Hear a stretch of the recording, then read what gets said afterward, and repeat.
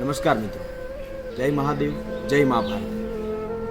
મિત્રો, સુરતની નજીક આવેલું જે બારડોલી શહેર છે, તો સુરતથી બારડોલી જતાં જે હાઈવે પર ભગવાન રામપીર બાપાનું જે મંદિર આવે છે તેની પહેલાં હરે કૃષ્ણ કોમ્પ્લેક્સ એક સર્વોત્તમ હોટલની બાજુમાં સોસાયટી છે.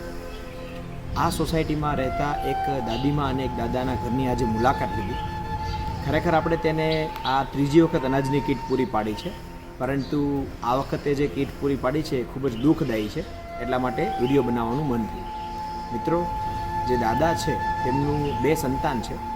નાનો સંતાન છે તે લગભગ 1.5 વર્ષથી તેનું અવસાન થઈ ગયું છે, અને જે મોટો દીકરો છે તે લોકો રહે છે એક મકાનમાં, પરંતુ ઉપર નીચે અલગ અલગ રહે છે અને તે તેમની સાથે નથી. જે દાદી છે તે પોતાની રીતે સાડીઓને ટીકી ચોંટાડીને પોતાનું ગુજરાન ચલાવે છે, અને જે દાદા છે તે પણ આ જ રીતે કામ કરતા હતા. પણ કંઈક થોડા સમયથી પરિસ્થિતિમાં બદલાવ થયો, અને લગભગ 3 મહિના પહેલાંના સમયની વાત છે કે તેમના ગળામાં અચાનક એક ગાંઠ થઈ. સિવિલ હોસ્પિટલમાં લઈ ગયા તો ખ્યાલ પડ્યો કે આ જે ગાંઠ છે તેને દૂર કરવી જરૂરી છે. તો તમે જ્યારે ફોટો છે અને વિડીયો છે તેમાં જોઈ શકો છો ફોટોમાં કે આ જે ગાંઠ છે એ ગાંઠને દૂર કરવા માટે જે અવાજ છે એ નીકળવો બંધ થઈ જાય તેમ હતું. મતલબમાં બોલવાનું બંધ થઈ ગયું.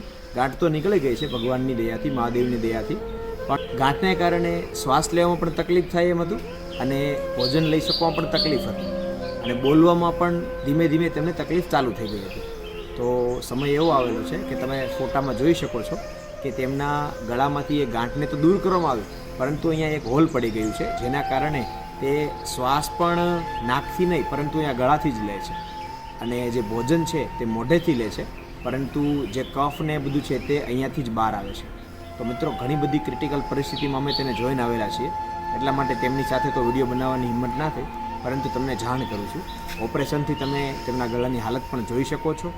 અને મિત્રો, આવા વ્યક્તિઓને ખરેખર મદદ કરી શકીએ એ ભગવાનની અને આપ સૌની મહેરબાની છે કે તમે જે મદદ કરી રહ્યા છો તેનાથી આપણે આજે આ સરસ કાર્ય કરી શકીએ છીએ. મિત્રો, આપણે તો તેને અનાજની કીટ આપીને છૂટા થઈ જઈશું. હું કે આ સંસ્થા કે તમે મદદ કરવાવાળા અગત્યના નથી, પરંતુ આવા ઘણા બધા વ્યક્તિઓ હજુ છે જેને ખરેખર સાચા અર્થમાં મદદની જરૂર છે. તો ચાલો સાથે મળીએ અને આવા વ્યક્તિઓની મદદ કરીને કંઈક સારું કાર્ય કે પુણ્ય કમાવાની કોશિશ કરીએ. આપણે કોઈની મદદ કરી નથી શકતા, એ ઈશ્વરનું કામ છે, પરંતુ કંઈક કરવાનો પ્રયત્ન કરી શકીએ છીએ. તો ભગવાનને પ્રાર્થના કરીએ કે આપણે એ પ્રયત્ન પણ કરી શકીએ. મિત્રો, કદાચ તમને કોઈ વ્યક્તિઓને એમ થાય કે તમારે સીધી જ તેમનો સંપર્ક કરવો છે, મુલાકાત કરવી છે કે મદદ કરવાની ઈચ્છા છે, તો તમે સીધા જ તેમના ઘરે પણ પહોંચી શકો છો. સુરતથી જે કડોદરા ચોકડી છે ત્યાંથી તમે સીધા બારડોલી રોડ પર જશો એટલે સર્વોત્તમ હોટલ આવશે ડાબા હાથ ઉપર. ડાબા હાથ ઉપર જે સર્વોત્તમ હોટલ આવશે તેની બાજુમાં જે રસ્તો અંદર જાય છે ડાબી બાજુ, તો એ રસ્તામાં હરે કૃષ્ણ રેસિડેન્સી છે, ત્યાં 70 નંબર છે તેમનું. તો તમે તેમના ઘરની મુલાકાત લઈ શકો છો, જેથી તમને પણ ખ્યાલ આવે કે જે માહિતી આપેલી છે તે સાચી છે, અને તમે પણ જો ઈચ્છા થાય મદદ કરવાની તો સીધો જ સંપર્ક કરી શકો છો, અથવા અમારા માધ્યમથી તમે અમને જે પણ આપશો તે અમે સીધું જ તેમને પહોંચાડીશું અને તેની ઇમેજ કે વિડીયો બનાવીને તમને મોકલી આપીશું. હવે મળીશું નવા દિવસે નવી પ્રવૃત્તિ સાથે, નવા પરિવાર સાથે. ત્યાં સુધી આપ સૌને જય મહાદેવ, જય મા ભારત.